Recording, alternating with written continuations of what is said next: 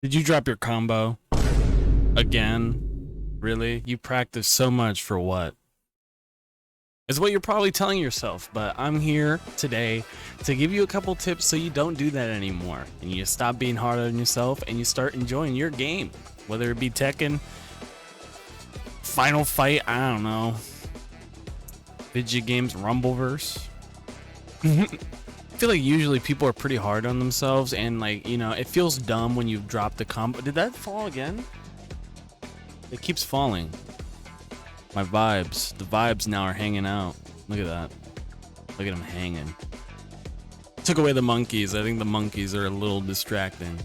So before we get into any of the meat and gritty, the gritty, before we get into any of that, we need to talk about what is the purpose of our move. What are we trying to learn here? I feel like a lot of people just want to do combos because it's cool or it does a lot of damage. But what's the point of the combo? What are you trying to achieve? This is stuff that you should probably ask yourself before you start like jumping out to the field, So here I've loaded up a little bit of a combo just to give you an example of what I'm talking about. So for instance, let's say you wanted to do a heavy slash that, and then, oh, I fucked up. A really simple, easy testament combo that everyone should pretty much know. But what is the purpose of this combo? The purpose of the combo is to get the person away from you. So kind of like whatever the end goal, whatever is the aftermath of your combo is going to be the purpose of the combo. So again, like another example would be a wall break. This combo is trying to get to the end goal of Kai being on the other side of the screen, and I've done a lot of damage, and then I get that little bit of bonus, tension and attack when I do the wall break. That's the purpose pretty much that I see of this. Goofy at. What's the purpose of the move? What's the setting that it's supposed to be in for? A lot of these moves are really cool by themselves, but after playing for a little bit, you start to notice that they're made for certain things, certain answers. So the most common one would be like 6P. 6P is known to be the anti-air, the end all be all, but it's not really true. But 6P is a good move for usually anti-airing someone fast. So the setting for that would be someone's jumping in or rushing you, and then you respond with a 6P.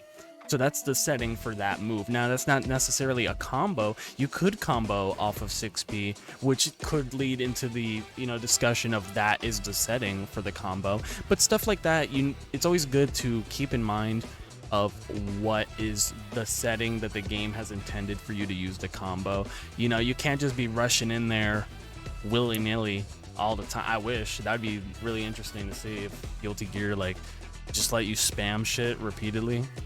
Or don't they already? So another great thing that I advise is to break down the combo. Just see what is the bare essentials of this combo. So for instance, let's say you're really good at just doing forward and then slash, but let's say you kind of struggle a little bit of remembering which unholy diver it is the aerial one or the ground one, which one do I do, right? So just break it down. Let's say, okay, I'm good at this one, so let me practice just doing this real quick. And then maybe, oh, I have that next. So what if I practice doing, this and then that, right after? Stuff like that, very little things, but they add up to the bigger picture of getting the combo down in your memory, in your muscle memory. And I could go on and on about how you can break down a combo. I love that Guilty Gear has a combo search thing. It's really helpful, and I really advise, if you're a newer player or if you just want to learn a new combo or try something, to either look on YouTube or here and practice the combo, get it down, break it down, realize what the setting for that combo is, what's the purpose of that combo. And I feel like that will help a lot of us realize the potential and memorize the moves. And to be honest with you, you could probably do the combo thing, apply everything I just said, but to a character you're struggling against. Like Bridget, that's my mortal enemy, I swear to God. Or anyone else, if you start to understand, okay, so the setting for their combo starts there, or this is what the point of their combo is, or this is how they started, or so on and so forth, it really helps break down your weaknesses against a certain character. So for a quick just side note that I just thought about, Another thing you could do to improve your issue is to watch your replays and see what inputs you're actually doing.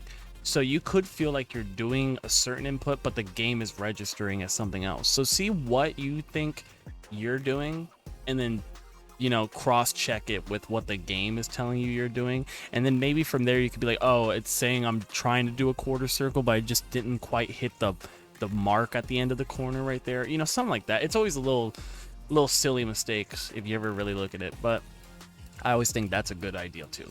And I hope you enjoyed. If you guys got any more comments or anything you want to add to the discussion, please let me know down below. I would love to hear what you guys do personally. And I'm always here learning to improve, not only doing YouTube, but also fighting games. So please don't be afraid to comment, and please leave a like down below if you enjoyed. I hope you guys have a good one, and don't drop your combo.